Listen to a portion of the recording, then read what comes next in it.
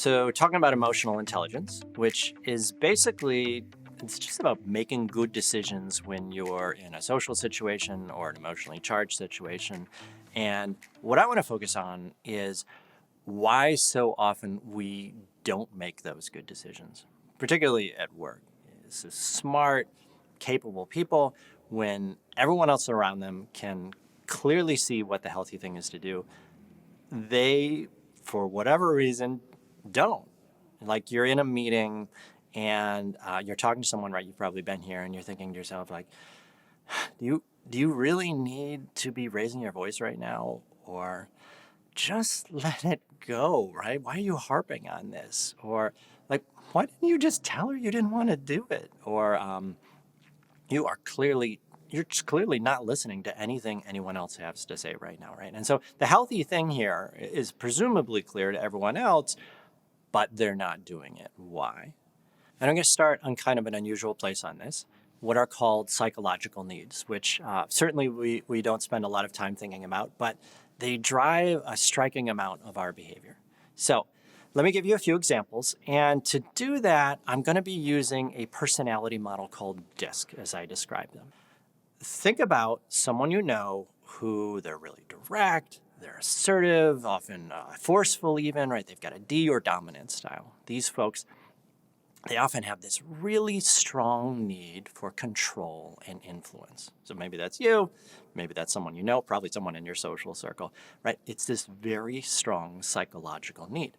As well, they often have this deep-seated need to always be making progress, where they can even kind of get restless if they're not getting results. But then there's also needs that we don't necessarily always want to own up to. Even, we might not even know that they're there, but they can drive a lot of our behavior, even more so when we're not aware of them. So here, an example for this style would be a need to avoid weakness, certainly not to show any weakness. And it's not on the surface, but it drives a lot of that behavior and the choices that we make at times. All right, let's take a different style. Or influencing people. They're really outgoing, they're high energy, enthusiastic. What needs beneath the surface might be driving this type of behavior? Well, as you might guess, a really high need to connect with other people. And everybody's got these needs like this, right? But it's particularly pronounced here. There's also this really high need for novelty and play. And then also, though, and maybe a little less obvious, a really strong need to feel heard and appreciated, to have their thoughts and their emotions validated by someone else. So to get that need met, you get more talking, you get more expression, right? Maybe some karaoke. Down here, the S or steadiness style. This is my turf. What needs drive someone to be really accommodating and patient and gentle? Well, one of the big needs here is the need for harmony. And being accommodating really helps keep things harmonious, right? The need drives the behavior. There's also a really strong need to make people happy, and a particularly strong need for acceptance and belonging. Again, we all have that need, particularly strong here, though. And it's also really worth noting that for these folks, they have a lower need for that stuff across the circle, like control and influence. They're often willing to cede some of that control to make others happy or to keep things harmonious. Okay, and then there's the C or conscientiousness style. Those people, they're really analytical, reserved, precise. What underlying needs might drive someone to act like that? Well, one is this really strong need to be right? Being reserved, being self-contained, that helps you avoid making foolish mistakes.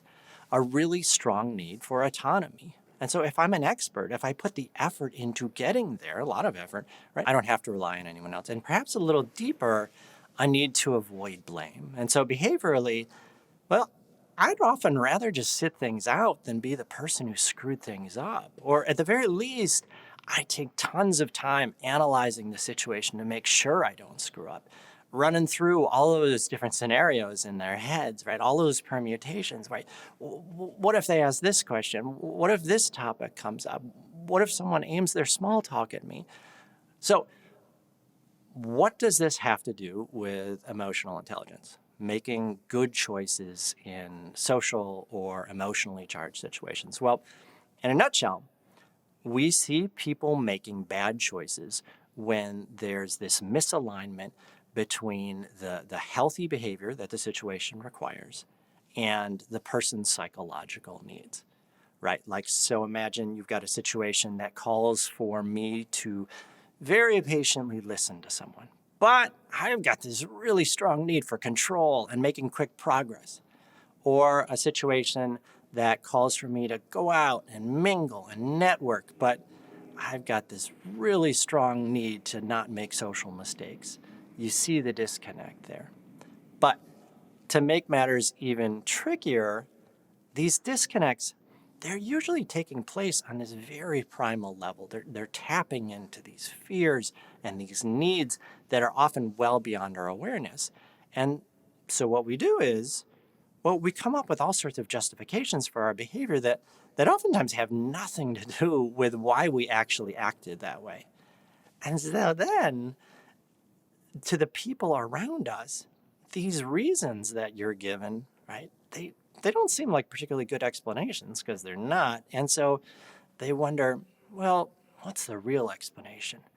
And too often, that explanation they come up with is about our character, right? Well, they must be egotistical. They must be aloof. They must be socially incompetent. And sometimes, yes, our poor choices are about not knowing the healthy thing to do, or not caring, right? Not giving a crap. But probably more often, it's about being emotionally allergic to that healthy thing to do. Okay, so stepping back, the healthy thing to do. All right, I've said that quite a few times. What is the healthy thing to do? Well, one of the things that makes being a human being so incredibly complicated, why we call it emotional intelligence, is that it depends on the situation. Sometimes the healthy thing to do is expressing your anger, but sometimes it's keeping that anger in check. Sometimes the healthy thing to do is being generous and giving someone a second chance, but sometimes the healthy thing to do is being tough-minded and saying enough is enough. So this is a model of emotional intelligence called Agile EQ. It doesn't cover every single aspect of emotional intelligence. Things like you shouldn't poke strangers, or sir, we're going to need you to put your shirt back on. But it does capture most of the biggies. It describes 8 different ways to approach social and emotional situations that are appropriate at different times as we move through life. And so they're called mindsets. And I'll describe them super quick here. So there are times in life where you need to be able to get yourself into a self-assured mindset to really assert yourself. There are times you need to be able to get yourself into a dynamic mindset to get buy-in from people, persuade them, hold their attention. You need to sometimes take an outgoing mindset. Even if you're introverted, you've got to initiate and maintain relationships to be effective. Sometimes you need to think empathetically when people in your life need to be supported, when they need to feel seen, even at work, especially at work. You need sometimes to take on a receptive mindset. It's not always about me and my brilliant opinions. I have to truly listen.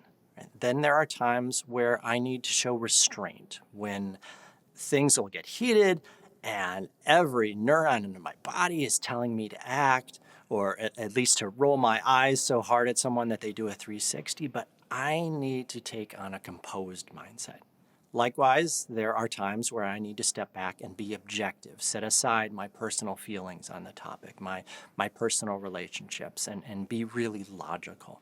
And finally, there are times where I need to take on a resolute mindset, where we need to resist pressure, stand my ground, speak up about problems, even if it's going to make things uncomfortable or awkward, or you just know you're going to get one of those passive aggressive, like, no, that's fine. That's fine, right? I'm not mad, right? A completely unrelated note, though. I think maybe it's time for you to stop using my Netflix password. But no, I'm not mad about this at all, right? And so we know examples are really helpful for this kind of thing. So let's zoom in on this last mindset, resolute. Why do people sometimes fail to act resolutely, even when it's clearly the right choice? Like, how many times have you seen someone not do this and you wanted to say to them, well, why didn't you just tell her no? Like, what were you thinking? Or, like, well, why didn't you speak up about these concerns earlier? Like, no one had any clue that you felt this way. Let me use myself as an example. All right, so this is where I fall on the DiSC model, squarely in the S region, accommodating, patient, right, the Hufflepuffs.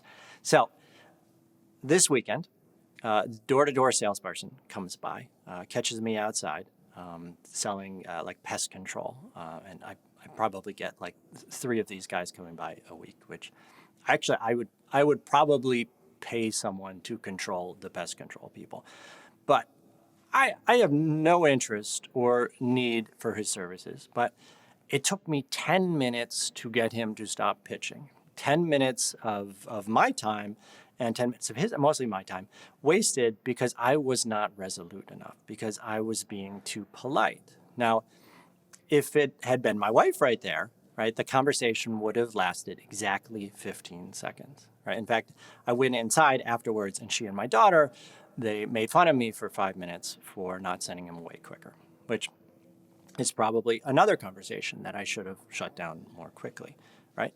Why didn't I make the right choice? Well, it's because of these guys, psychological needs. And let's just focus on one, harmony here.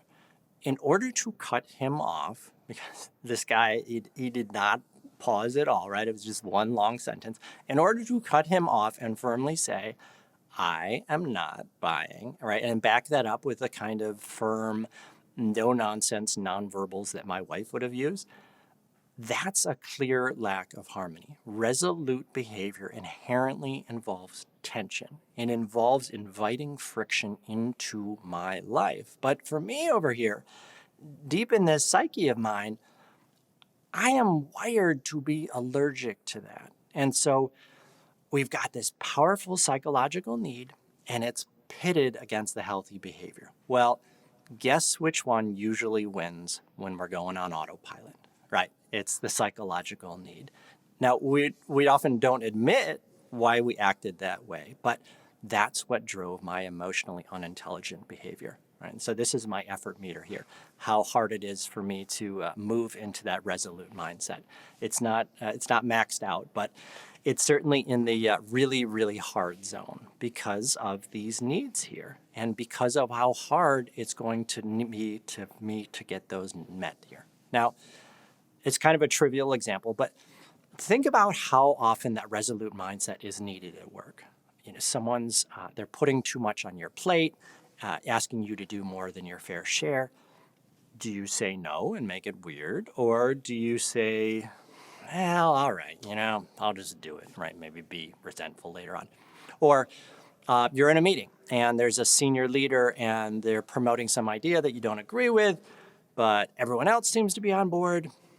Do you push back? And when that gets dismissed, do you push back again and then again? Or does someone like me obey that unconscious voice and say, hey man, why in the world would you deliberately invite tension into your world? Just get on the harmony path, bro, right? And that's the thing that makes being emotionally intelligent so difficult, is that the comfortable thing is sometimes the wrong thing, especially when it's subtle like this, when it's a judgment call. How much do I really disagree? Or, are they really putting too much on my plate? That rationalization machinery kicks in really quickly. We're built for that. And so most of the time, with all of these mindsets, when I avoid making the healthy choice, it's subtle. It doesn't devastate me. It doesn't devastate my relationship, but it adds up. And it adds up for the people around me. And I think that's a really useful way to think about maturity. Our willingness to do the difficult thing in the short term because it's the healthy thing in the long term. All right. So the point here is not for you to sympathize with me, although I will not turn that down. It is to illustrate why, for a particular person, it can be so very difficult to make the healthy choice in a given situation when to other people it's incredibly easy and obvious. And it's because of the role that those hidden needs play. So there's another video that I've done that you can check out on the actually really big question when it comes to emotional intelligence is, how do you help someone improve? How do you get someone like me to be really forthcoming with the problems that I'm seeing? Or how do you get that really passionate person to manage their tone? Or the really reserved person to actively reach out and make connections they need in the organization. So I'll talk through a study that we did with a little over 6,000 learners in different organizations on how we helped them do that. All right, so thank you so much for your time.